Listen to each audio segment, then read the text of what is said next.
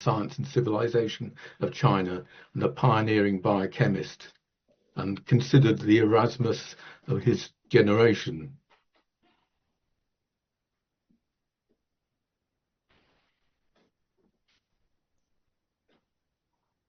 So he was one of the very few people who stand out in my memory.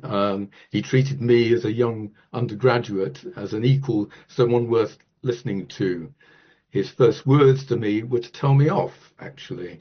I had arrived at the Master's Lodge for tea with him and his wife, and I thought the proper etiquette was to wear a formal gown to show due deference, but he made me take off the gown as he wanted to be friendly and informed.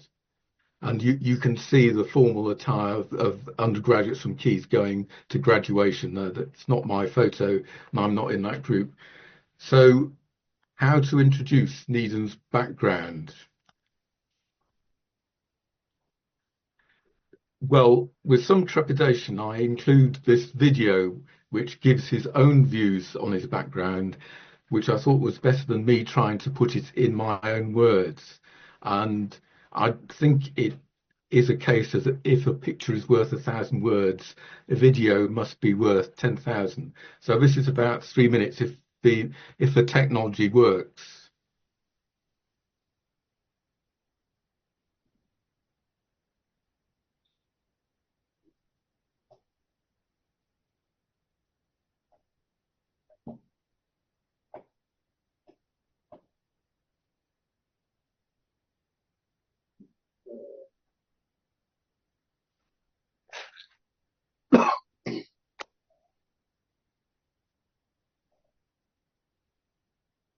Well, it seems the technology isn't going to work from what Paul says. Is it?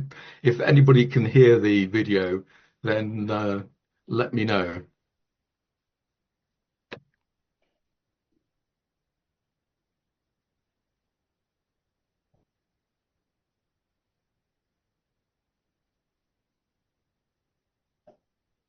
He was speaking about his childhood upbringing and the fact that his mother and father didn't get on at all, and that made him into a bridge builder because he was continually in this tussle between mother and father. And he's going on to say that made him into a sort of bridge builder because he.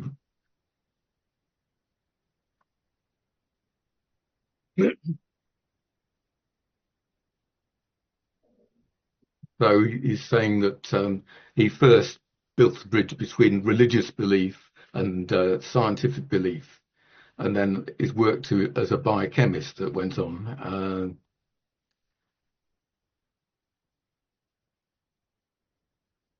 But you get the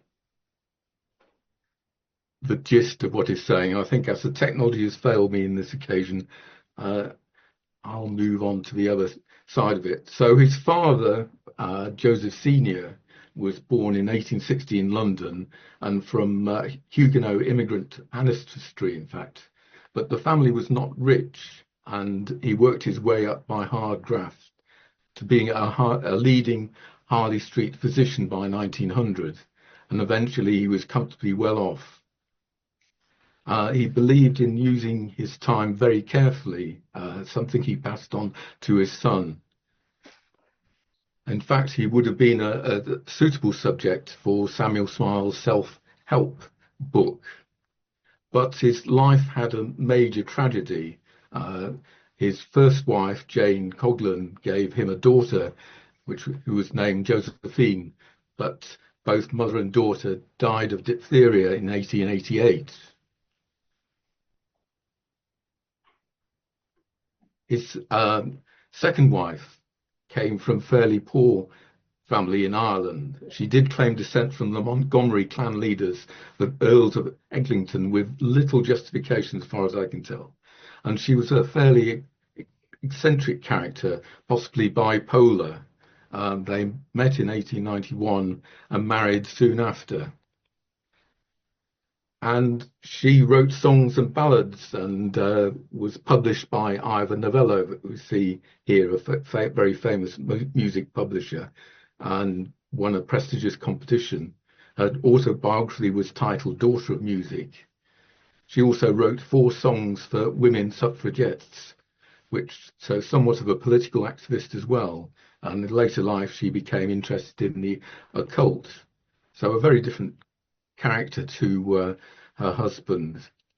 Now, baby Joseph arrived 8 years into the marriage, and his father was then 40 years old. So he was born under Queen Victoria, and as within the sound of Bow Bells, also a Cockney officially. We know him as Joseph, but his father called him Noel, while his mother called him Terence, so a little bit confusing. But Josephs went back many generations. All the males were called Joseph. Young Joseph was this strange mixture of a rather staid, hard-working father and impulsive, artistic mother. He always tended to take his father's side, and the family tragedy must have intensified this bond as an only child. His mother occasionally embarrassed him with extremely lavish gifts, but both parents liked France, and French became the second language of 7 that he was to become fluent in. So on to school, and he went to Oundle, and where his father was now wealthy enough to send him there, but Joseph didn't like it there. His father actually issued a dodgy sick note so he could be let off doing games. However, the school had an inspiring headmaster called Frederick Sanderson, who cultivated Needham's growing interest in many subjects. H.G. Wells also approved the headmaster and sent his own sons there, and Needham remained friends with H.G. Wells' sons. Needham recalls that reading H.G. Wells was a stimulus to his growing belief in socialism. So moving quickly on to undergraduate, World War I was still raging when Needham came up to Cambridge, and he helped his father nurse war invalids. His father chose Caius as it was the top college for medicine, in the hope that Joseph would follow him into the profession. The end of the war came just as Joseph was to serve as a surgeon in the Royal Navy Volunteer Reserve.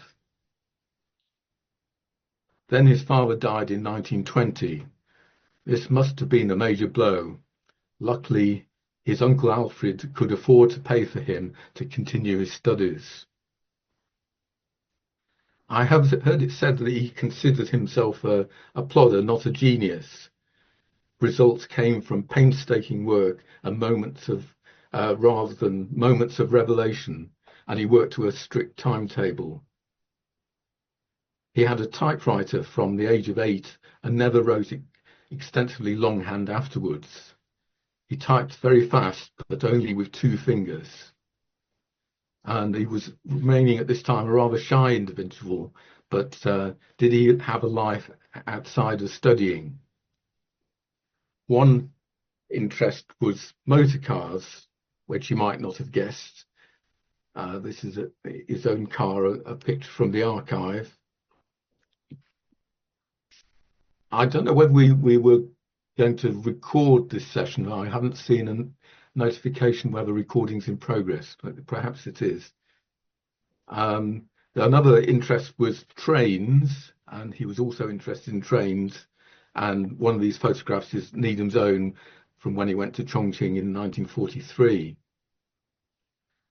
And also, perhaps surprisingly, he was into Morris dancer, following something of his mother's influence. And he amused the boys at Shandon School by showing off his skills while he was in China. And a Clerihew was written about this. Dr. Joseph Needham dances with philosophical freedom. You must mind your toes if you chance to dance with Joseph. Another hobby that's rather unusual, that he was into skinny dipping or naked bathing. And fortunately, I was unable to find a photo of this interest, and an internet search was probably rather unwise. But he was also a committed Christian throughout his life and saw no conflict between science and religion or with socialism. He thought religion provided the necessary ethical backdrop. He was a supporter of the renowned left-wing clergyman Conrad Noel, known as the Red Vicar of Maxted. And he was very religious-minded at this time, and he even contemplated becoming a monk. But he was rather high Anglican with rather a love of ritual. Another sort of background interest was the levelers, and levelers were not pothole fillers, but actually early socialists believing in freeborn rights of everyone. Needham became a fan of this 17th century movement, but was almost a form of communism. He wrote this little book under a nom de plume, Henry Hollerenshaw, and perhaps rather cheekily added the foreword under his own name. He never became a member of the Communist Party, but was friendly with the left of the Labour Party, including people like Aneurin Bevan, Attlee, Huxley, Priestley, and Dingle Foote, who was the brother of Michael Foote. And he wrote and campaigned for the Republican side in the Spanish Civil War, and he helped set up the National Union of Scientific Workers.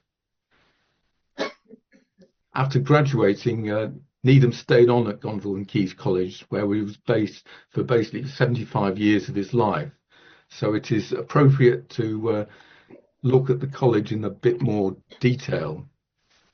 So here is a college plan, which is the quintessential form of quiet courtyards, reflecting its early function as a sort of monastic setting for young Christians training to become priests. And it was founded in 1348 by Edmund Gonville as Gonville Hall, one of the earliest colleges at Cambridge. And it remained a small religious foundation until 1530, when John Keyes arrived. He was a physician to the very rich and became rich himself. He re-established the college and built Keyes Court. And then shortly after, William Harvey, born 1578, brought a claim because he was the first physician to describe a detailed circulation of the blood around the body. For centuries thereafter, it then became the go-to college for medicine, and this specialism brought in many donations and bequests, and it is one of the richest colleges in Cambridge. So to give more of a feel of the place, this is a view from the college looking down King's Parade. It could not be close to the heart of the academic heart of Cambridge, with the Senate House and King's College on the right and Great St Mary's, the University Church, on the left. And this is the view from King's Parade looking to the Victorian addition to the college. And I did have the room in that tower you see prominently there for a couple of weeks, and it did have a very impressive view down King's Parade. But most people might know Cambridge from the backs, but Gonville and Caius College does not have this back like that onto the River Cam. This photograph I took from King's College looking towards Clare College, and Caius is just off to the right of the picture. Anyway, back to the story, and in 1921 he graduated and went on to do research in Germany, and very quickly became fluent in German, as you might expect by now.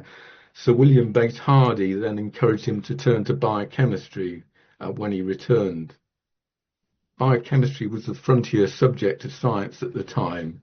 No one knew how living things developed.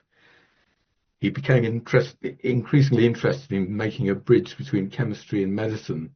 How can simple chemicals result in the complexity of our bodies? Needham had this skill of quickly digesting a new topic and then being able to give a flawless lecture on it almost instantly. So there he is working in the biochemistry lab, and he joined Frederick Hopkins, who became a replacement father figure, affectionately known as Hoppy. Needham worked really hard studying the development of the embryo in this period, and the lab was virtually his home. But the biochemistry lab had several young women researchers, and this was very unusual for a science department in those days. And he started working with Dorothy on the internal processes of cells.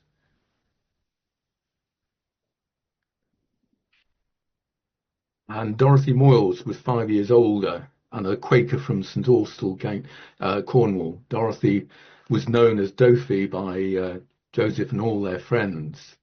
They became engaged in 1923 and then visited France together and married soon after. He became a Fellow of Keys that year and then was awarded his doctorate in October 1925. So a very quick and precocious development. There was clear signs he was moving away from being a normal scientist. Most scientists choose a narrow topic and specialize in it.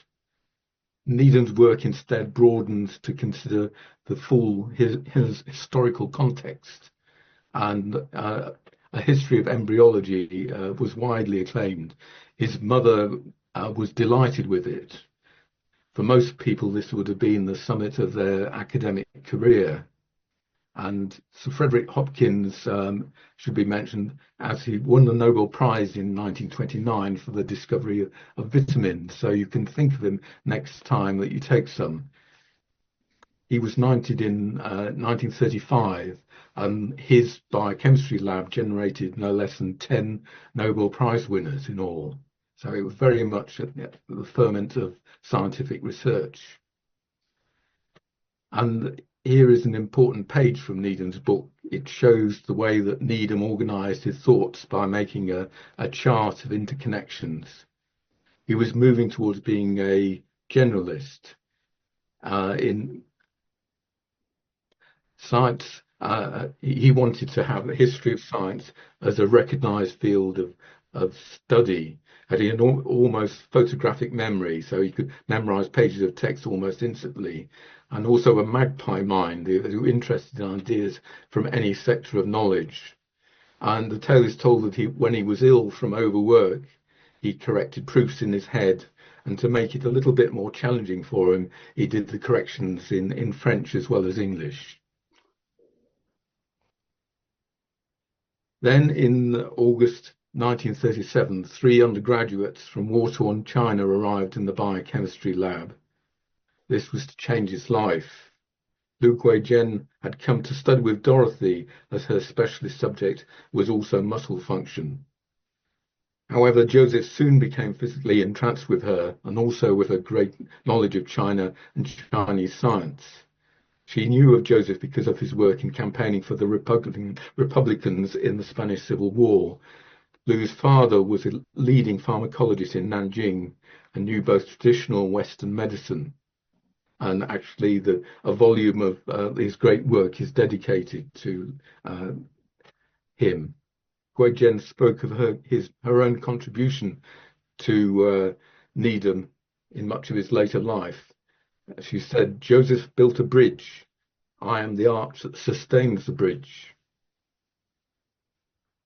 So if we go back to the previous slide, we see that Needham had portrayed the history of medicine as all in Europe, as was the custom. No mention of other cultures' endeavours. This must have hit him hard, as he had attempted a complete history of the subject, and yet had omitted the significant contributions of China. Needham flung himself into learning the Chinese language and culture under the guidance of Lu Guizhen and Professor Hu Luan. He invented his own card indexing system for learning characters and invented his own character categories.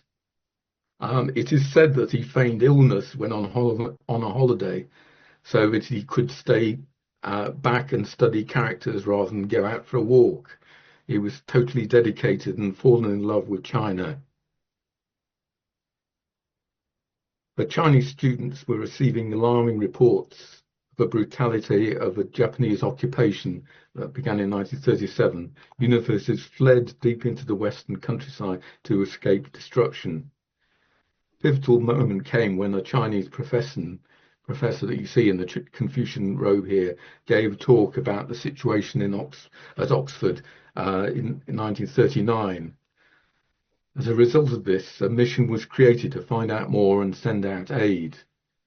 In fact, E.R. Hughes of Oxford was considered the first choice for the role, but Needham, who was now a member of the Royal Society, or soon to be, and with his new knowledge of China, was granted this opportunity.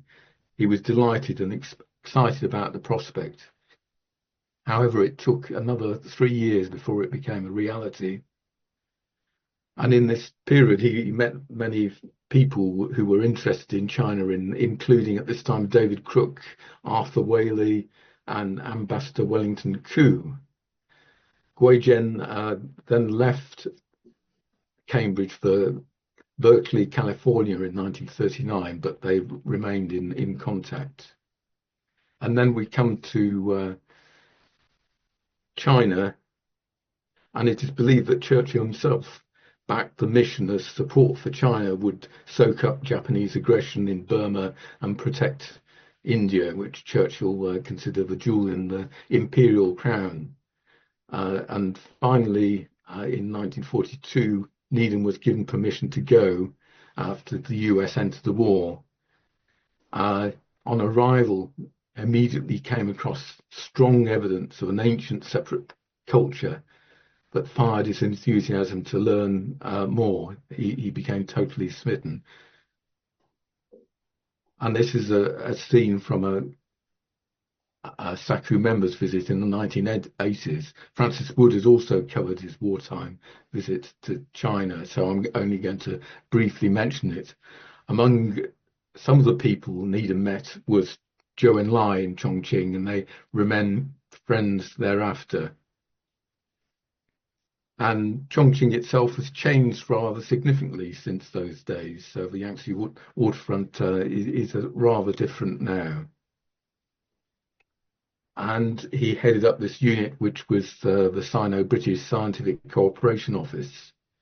And his unit made 11 expeditions covering 30,000 miles, meeting scientists and determining what they needed. And these are Needham's own photographs of his trip there. And one of the people he met at Dunhuang was the New Zealander Rui Ali, and Needham termed him, he never met a better friend and a more reliable colleague. And he learned from Rui the Chinese culture that they do not teach in books. He took a great number of photographs, including this one, which was showing that lime-washed walls were being used for mathematical study in the absence of blackboards, amongst other basic equipment that was lacking in these makeshift university campuses. Needham took careful note of everything he saw and everyone he met, and tried to meet their requirements as best he could, helping them continue their work in this confusion of enemy occupation. He was the purveyor of precious gifts from the West. During the trip, he was given several sobriquets. One was Triumph over Confusion, and this seal that we see at the bottom was made in 1964. But the Chinese name he was usually known to was given to him by Guizhen as Li Yuese, which is a sort of transliteration of Ni and Joseph. But meanwhile, Churchill, Roosevelt and Stalin were deciding the post-war map of the world. Dorothy arrived in China to help Joseph in 1944, and then Guizhen from Washington joined him. And this trio created some tensions in the small unit. And his appointment ended rather abruptly 6 months later, but he hoped to return soon. So next important chapter began with UNESCO. Sir Julian Huxley, that we see here, was the first Director General of UNESCO. He was the founder of the World Wildlife Fund and the British Trust for Ornithology. And he proposed Needham, who was a personal friend, as the person to put the S for science into UNESCO. Needham wanted to create a worldwide commonwealth of science, which was rather at variance to the unfolding Cold War. It was in effect turning his China mission into a global vision, because he believes science and knowledge was not owned by nations but should be shared by everyone, and that society should decide the ethics of using that science when we come to the use of nuclear weapons, for example. And the acting president of Beijing University said of Needham for this period, instead of seeing our poverty and simplicity, he saw our perseverance. Instead of seeing our backwardness, our future hopes. And so he came back to the UK with Gui Jian and worked at UNESCO, first at London, then Paris. But when it moved to the US, his left-wing sympathies caused concerns, and President Truman moved to emasculate UNESCO, and so Needham resigned. So he was back in Cambridge when the People's Republic was proclaimed in 1949, and Needham wept for joy at that announcement.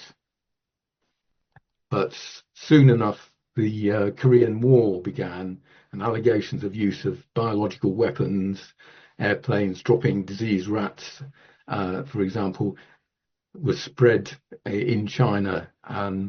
And as the US had taken over Japanese bioweapon labs at the end of the war and took their research finding, this was not really impossible. So Zhou Enlai thought Needham the ideal choice to head up an international fact-finding commission, and he went in June for 2 months. He came back with a 665-page report stating he was 97% sure that the Americans had used biological weapons. There was uproar. His report was discussed in the House of Commons, and Needham was urged to resign. The almost universal political response that he had been duped into producing the report, and he was somewhat shunned. And his rather trusting and friendly nature had been abused. In the context of the day, it was Needham's politics that caused problems. The 1950s saw the McCarthy witch hunts against anyone with left-wing views. You will see in these sort of cartoons almost that UNESCO is explicitly mentioned as a hotbed of Reds, that polio vaccine was a poison, and that anyone with anti-Semitic views should be locked up in the loony bin. So some things haven't changed that much. And so Needham joined a list of illustrious on a blacklist of left-wing sympathizers that you can see here. And he was banned from travel to the US for over 20 years. And even his friends in the US became subject to attack with threats of being sacked. So Needham settled back in King's College working hard in his book. And he had planned this out in 1939 before he went to China. And Zhou Enlai supported the project. And there's a volume of the great work dedicated to him. And he took the rooms in K staircase, which you see at the end there, sort of almost in the centre of the view, at the end of the courtyard. And he spent there 65 years of his life. He was moving away from biochemistry commitments so that he could write on Chinese science and civilizations. And at this time, a very steady flow of important books and documents came from China, sent by grateful Chinese scientists who had received aid from him.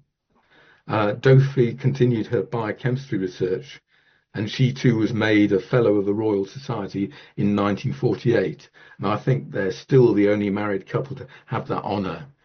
You'll be delighted to know that Elon Musk is now a member of the Royal Society, which has caused some issues. But be that as it may, there were so many books there that he could only hire slim assistants who could fit between the bookshelves. Wang Ling was the main assistant for 9 years. Indeed, Needham paid for him out of his own salary, and that was unknown to Wang Ling at the time. Among the Chinese people Needham studied was Shen Kuo, one of the leading intellectuals of the Song dynasty. He was a polymath with knowledge of many different disciplines and spent his life noting down anything of interest that he saw. Needham describes him as perhaps the most interesting man in all Chinese scientific history. The sobriquet, the Chinese Leonardo da Vinci, seems appropriate, but he lived 500 years earlier than the great Italian. He's mainly known now for a book that is a compendium of notes he took over the lifetime called the Dream Pool Essays. The background to the work is that the sinologist E.T.C. Werner wrote in 1922, the inventions of the Chinese during a period of 4,000 years may be numbered on the fingers of one hand. Westerners believe that all early innovations have been exported from the Mediterranean and the Middle East to the rest of the world. Francis Bacon gave paper, printing, compass, and gunpowder as the key inventions, believing them all to be European, but we now know that they are all in fact Chinese. Sinologists have generally not understood the references to science and engineering in ancient documents, while scientists have not sufficient understanding of Chinese. The few translations that existed were full of errors. What was the precise meaning of a character at the time it was written? Was it to do with alchemy or proto-chemistry? Joseph was the only person with both skills, so he's able to build an accurate history of the science. Needham was now in a glittering cave of new discoveries. The initial book project was accepted in 1948, and 6 years later, Volume 1 was published. He went to France with Dorothy to escape possible bad reviews. After all, he was not a trained sinologist nor a historian, but the verdicts were very positive. One said, formidable to produce, formidable to read. And another said, one of most original works of any age. And Needham was now considered the greatest scholar in comparative study of civilization. The front cover was chosen with care. At first sight, it was just some artistic imagining of some local folk deities. In fact, they are holding scientific instruments. The top left figure holds a carpenter's square, but no ordinary tool for this, as it was also used for measuring the lengths of the shadows of the sun. The top right figure holds an armillary ring used for astronomical observations. So Guizhen came back to Cambridge in 1957 from Paris and moved into Alston Road, the same street that as Joseph and Dorothy were living in. And she became Joseph's chief collaborator on the great project. And of course, he had to heavily revise his project, and he now projected in 7 volumes. But in 1970, he finally had to admit it was too much for one person, and he delegated volumes to trusted collaborators. But this is quite a hard task because you have to tie in references from the whole range of science and technology to get an overall understanding. And by 1984, it was already 4,800 pages long, and it's now developed into 24 volumes divided into various categories. A more slimmer volume is being condensed down by Robert Temple, and this is well known in China, the book The Genius of China, which is more a list of the inventions of the Chinese.